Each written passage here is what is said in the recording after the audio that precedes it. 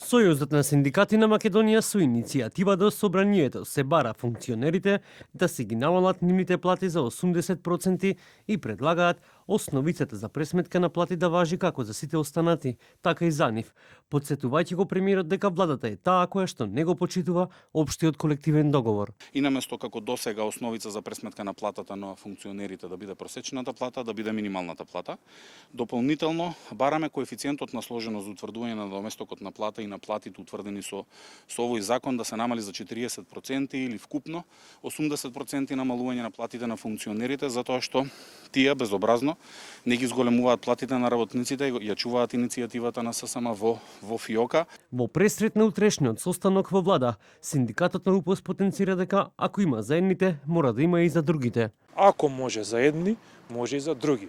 Ако може буџетот да издржи 1080 функционери што имаат плата над 2000 евра, може да издржи и работници од јавен сектор кои имаат плата од 25.000 денари.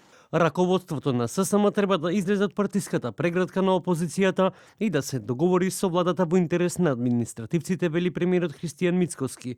Премиерот предлага нов општ колективен договор, а постоечкиот да се суспендира. Најголемиот дел од синдикатите и оние кои што се репрезентативни, и оние гранкови во рамките на Сојузот на синдикати се сложија со оваа позиција на владата. Има таму 1 до 2 заробеници на опозицијата кои што молчеа 7 години и сега најнаш добија амбиција да ја уништуваат државата и мислат дека на овој начин нанесуваат штета на владата, но во суштина нанесуваат штета исклучиво само на работниците со својата суета и со своето фрустрирано однесување. Пратеникот Амар Мециновиќ од Левица вели дека оваа влада ќе остане запаметена по тоа што наместо да работи во интерес на граѓаните, работи во интерес на олигархијата. Оваа сегашна влада на ВМРО ДПМН ќе биде запамтена по најголемите задолжувања во историјата на оваа држава, ќе биде запамтена по најнемилосрдната борба против синдикатите, работничкото представување и генерално борба против работничките права, ќе биде запамтена по криминално богатење и репресија на неистомисленици, еве очигледно и синдикати. Ова е влада на олигархијата и на газбите, затоа имаме оваа ситуација која имаме. Се ние застануваме за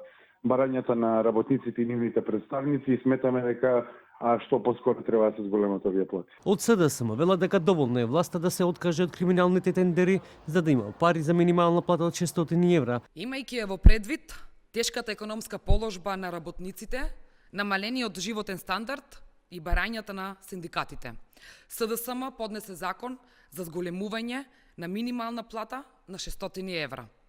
И наместо да ги покачи платите на работниците и да обезбеди пари, ВМРО тргна во медиумски напади врз СДСМ, а потоа и врз синдикатите. И додека се бара чаре за повисока плата, синдикалците од вторник започнуваат со блокади и протести, потенцирајќи дека штрајкот не е исклучена опција.